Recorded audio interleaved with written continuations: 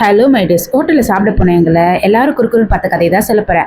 அது சமாளிக்க தெரியாமல் படாத பாடுபடுற சாரி அப்படின்ற மாதிரி இருந்தது. இப்போ நான் என்ன சாப்பிட்டுட்டு இருக்கேன்னா ஜப்பான் சிக்கன்.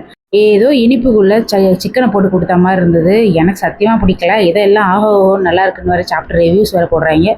இந்த குட்டா இருக்கானே டேபிள் மேலே இருக்கிறது எல்லாமே ஒரு மடியில் இருக்கணுமாமா. அதை வச்சு எல்லாத்தையும் விளையாண்டா கூட பரவாயில்லைங்க.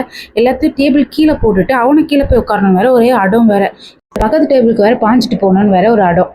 அவரெல்லாம் சமாளிச்சு பார்த்தோம். இதுக்கு மேலே முடியாதுடா சாமி அப்படின்னு சொல்லிட்டு ஒருத்தர் தூக்கி வச்சுப்போ ஒருத்தர் சாப்பிடுவோம் அப்படின்னு சொல்லிட்டுலாம் சாப்பிட உட்காந்துட்டேன். சிக்கன் ஃப்ரைட் ரைஸ் வந்து ஜப்பான் சிக்கனை வச்சு சாப்பிட்டுட்டு ஆரம்பிச்சிட்டேன் நான். அது சிக்கன் ஃப்ரைட் ரைஸா இல்லை ஆயில் ஃப்ரைட் ரைஸான்னு தெரில. ஏதோ ஒரு ரைஸ். சரி நம்ம போனதே அன்டைம், அதில் சோறு கடிச்சதே பெரிய விஷயம் அப்படின்னு சொல்லிட்டு சாப்பிட ஆரம்பிச்சாச்சு.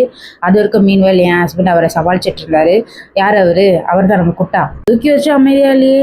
மேலே இருக்க பல்ப் வேணும், அது வேணும், இது வேணும், ஒரே ஆடம். அதுக்கப்புறமா நான் அவசரமாக சாப்பிட்டு அவரை சாப்பிட வச்சுட்டு நான் தூக்கி வச்சுட்டு இருந்தேன். இவர் பண்ணுறதெல்லாம் பார்த்துட்டு இவரை சமாளிக்கிறதுக்கு ஒரு குட்டி பொண்ணு பலூன் எடுத்துகிட்டு வந்து கையில் கொடுத்துட்டு போயிடுச்சு. அதை வச்சு கொஞ்ச நேரம் விளையாண்டுட்டு இருந்தான்.